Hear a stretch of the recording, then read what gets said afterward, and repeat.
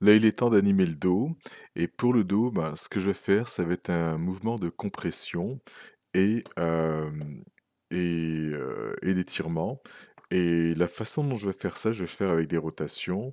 Donc si j'y vais avec, des images, donc au frame, je vais utiliser les frames, 0, 5 et 10.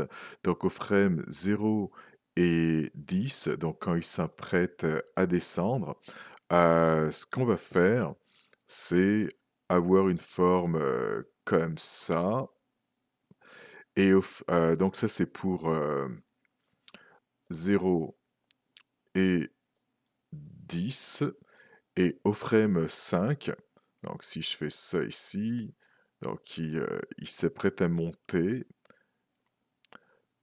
bah, ce qu'on va faire, c'est que le dos, on va le courber comme ça.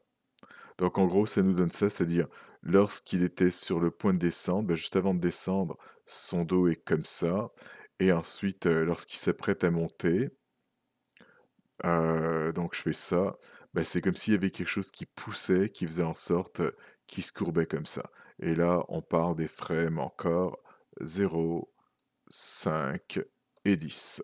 Donc ça, c'est ce que je vais faire. Donc c'est parti. Donc je vais aller au frame 0 et alors est-ce que ça pourrait marcher? Ça pourrait m'aider. Ce que je vais faire, c'est essayer de garder, la silhouette ou la position de la tête de mon personnage. Lorsque je vais faire ça, donc si je prends, exemple, j'estime rapidement autour du nez et tout ça, donc ça va servir de repère. Alors si j'y vais comme ça, va falloir que je ne déplace pas la caméra, sinon bon, bah, mes repères, ils vont servir à rien du tout et là donc c'est parti. Alors, en général, je fais ça avec de la géométrie, mais bon, c'est pas grave, on va essayer tel quel et si j'aime pas ça, bah, je placerai ma géométrie. D'ailleurs, j'ai envie de la placer dès maintenant, juste au cas où. Ça. Donc là, je me suis fait vite fait un cube qui va me servir de repère. Donc ça. Alors je vais le placer ici par rapport au nez et peut-être en placer un ici par rapport à cette partie-là ici. Et est-ce que j'en fais un troisième? Bon, tant qu'à faire. Alors lui, je vais le placer. Ah, je pense que je vais le placer. Je vais le laisser tel quel ici. Et je vais le placer quelque part ici. Donc ça va être pour mes repères.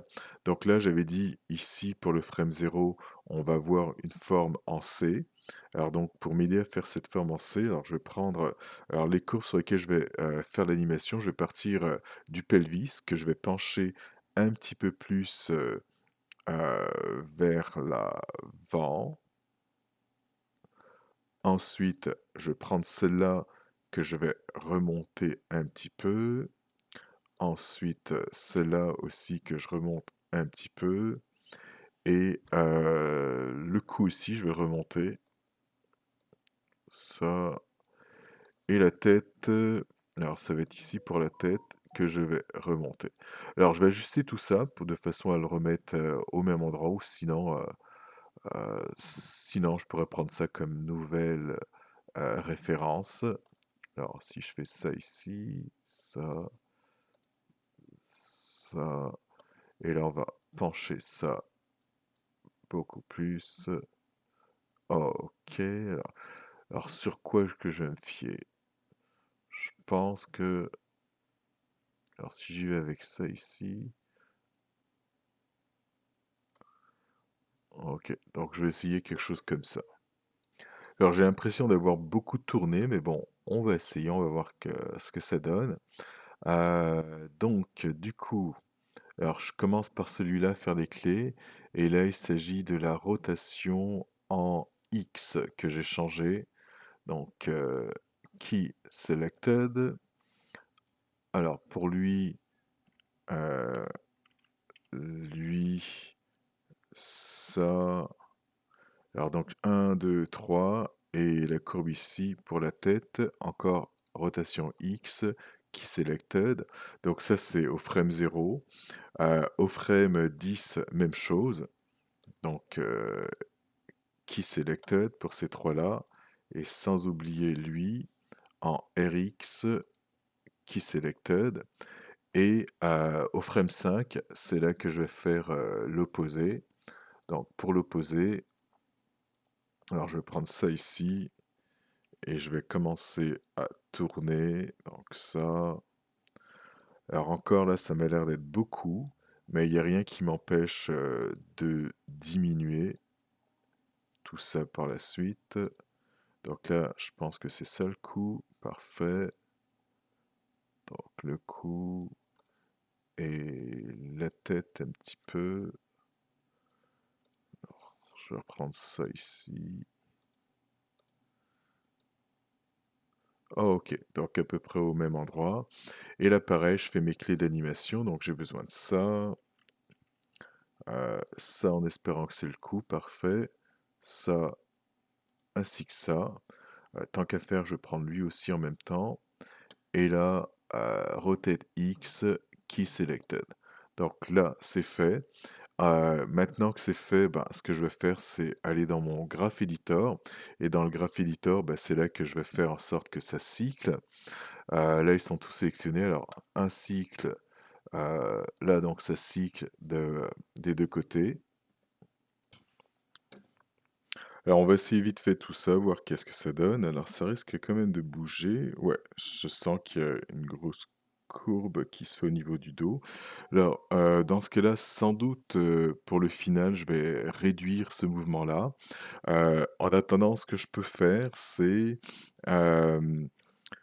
retarder les mouvements et faire en sorte que tout n'arrive pas en même temps.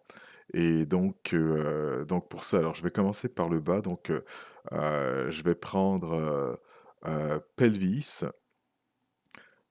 Non, le pelvis, je vais le laisser tel quel. Je vais prendre juste spine. Donc, ça et ça. Donc, je vais prendre toutes ces courbes-là, j'en ai 4, 1, 2, 3, 4. Donc, je les sélectionne et je vais les décaler d'un frame. Donc, Shift, bouton du milieu, et je glisse vers la droite de un frame. Alors, pour l'instant, ça peut bouger. Alors, je vais cliquer sur mon Translate ici, et là, je vais recommencer.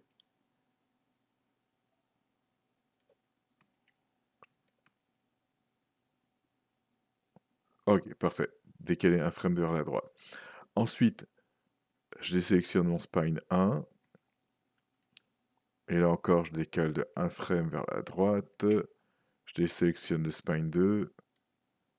Un frame vers la droite. Et pour terminer, ça va être la tête qui va être décalée. Donc on va avoir encore les mêmes mouvements qu'on avait, mais cette fois-ci, ils vont pas arriver en même temps. Et ça va nous créer comme une sorte d'overlap. Alors, si c'est un petit peu difficile à voir dans l'ensemble ce que ça donne comme mouvement, une chose qu'on peut faire, c'est muter, en fait mettre en mute certains mouvements. Alors, ce que je vais faire, je vais commencer par mon Blue Pencil ici, Delete, comme ça va être déjà un peu plus visible. Ensuite, alors je vais mettre dans une position, alors que je regarde ça ici, gauche, droite, alors peut-être centré, comme ça, à peu près ça. Et là, dans les mouvements que j'ai, je vais en mettre sur mute. Alors donc en gros, ce que je veux conserver, alors je vais enlever le up and down, donc bouton droit, mute, selected. Ensuite, alors là, j'ai quoi? Translate X. Ouais, ça, ok, ça je peux le garder. Alors la rotation X, ça c'est ce que je veux voir. Et la rotation Y, je vais sans doute la cacher par la suite. Alors déjà, sans, sans up and down, on peut voir le mouvement du dos. Donc ça nous donne ça. Stop. Alors maintenant, mute celui-là. Donc là, on n'aura plus de rotation. Et là, comme ça nous permet de voir uniquement la rotation au niveau du dos. Donc, bon, c'est, je dirais, intéressant. C'est pas, on va dire, si mauvais que ça. Je trouvais que c'était beaucoup, mais bon, ça pourrait aller. Là, ce que je veux faire, c'est un mute sur la translation de gauche à droite. Alors, mute selected. Et là, il va plus bouger de gauche à droite. Et il va faire uniquement ce mouvement-là qui va être le mouvement du dos. On va continuer avec le dos. Ce que je vais faire, c'est que je vais réactiver les canaux que j'ai, mutés, que j'ai mis en mute. Alors bouton droit, donc en fait, je peux en prendre juste un seul bouton droit et je fais unmute all qui est juste là. Donc du coup, on a, tout qui est animé et là, ce qui va me rester maintenant animé, ça va être, le mouvement, de gauche, enfin de rotation qui va être opposé à celui de la hanche ou encore du pelvis. Donc en gros, qu'est-ce que ça veut dire? Hem, Comme on peut voir, il y a des rotations, donc ça tourne de gauche à droite et ce qu'on va faire, alors que je regarde ça ici, là, en ce moment, ça va être la jambe gauche du personnage qui va être vers l'avant et donc du coup, au niveau du dos, ce qu'il va falloir que je fasse, c'est que je prenne, ces courbes-là. Alors je pense que ça va être, les 2 que je vais prendre. Alors les 2 ici et tourner de façon à ce que ça aille dans le côté opposé, c'est-à-dire de ce côté-là. Et ça, je vais le faire au frame, 0, et 20 pour la même direction et on va inverser au frame 10. Donc c'est quelque chose comme ça que je vais avoir. Alors que je regarde ça ici, alors si on tourne un petit peu plus, alors en vidéo, qu'est-ce que ça nous donne en vidéo?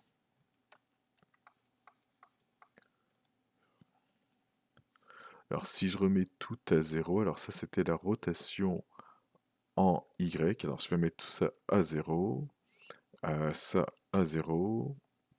Donc là, il est dans la direction finalement de son pelvis, c'est-à-dire ben, le pelvis de la direction qu'il y avait tout à l'heure. Et là, je vais utiliser l'axe Y pour tourner ces deux courbes-là et avoir une direction opposée.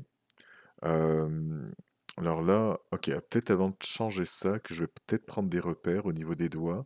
Comme ça va me donner un petit peu quelque chose de symétrique. Donc, alors je vais y aller avec un cube, comme d'habitude. Donc ça ici. Alors là, j'ai un repère au niveau de ce doigt-là, ici. Alors tout à l'heure, quand je vais tourner, peut-être que je vais essayer d'utiliser le même repère, donc quelque part ici. Et là, au niveau de ce doigt-là, et là, je vais mettre ça comme ça. Ok, parfait. Donc ça, c'est beau pour mes repères.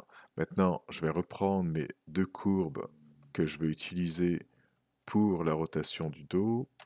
Donc là, c'est fait. Et là, il s'agit de la rotation en Y.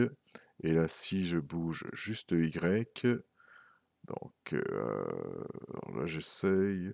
Ok, peut-être quelque chose comme ça.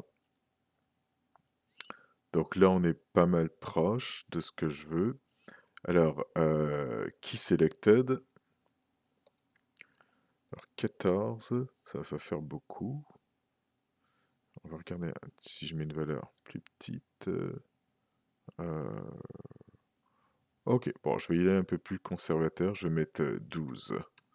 12 degrés. Alors, Key Selected. Donc ça, c'est au frame 0. Au frame 20, je mets exactement la même chose. Donc, Key Selected. Et au frame 10, c'est là qu'on va mettre l'opposé, donc moins 12, Key Selected. Donc en ayant fait ça, il devrait y avoir un mouvement de gauche à droite, enfin de rotation. Alors pour l'instant, ça donne ça. Il va falloir que j'aille dans le Graph Editor et je vais faire en sorte qu'il passe peut-être plus de temps à tourner d'un bord par rapport à l'autre. Euh, ça, et faire en sorte que les courbes d'infini, de façon à ce que ça se répète. Alors, il bouge beaucoup en ce moment, lui, et par rapport à ce que je vous ai montré au début, l'exemple, bah, lui, il va avoir vraiment beaucoup plus de mouvement. Mais bon, ça reste quand même intéressant. Donc, le Graph Editor. Alors, je prends encore ces deux courbes. Ensuite, le Graph Editor.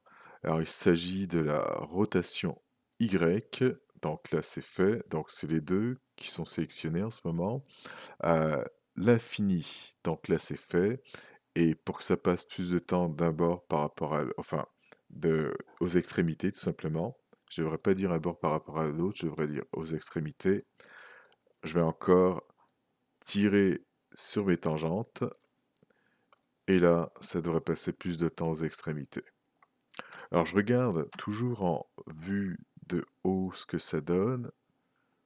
Donc oui, là j'ai mon mouvement, parfait, ça nous donne ça. Donc c'est beau jusqu'à présent. Alors si j'enlève les courbes,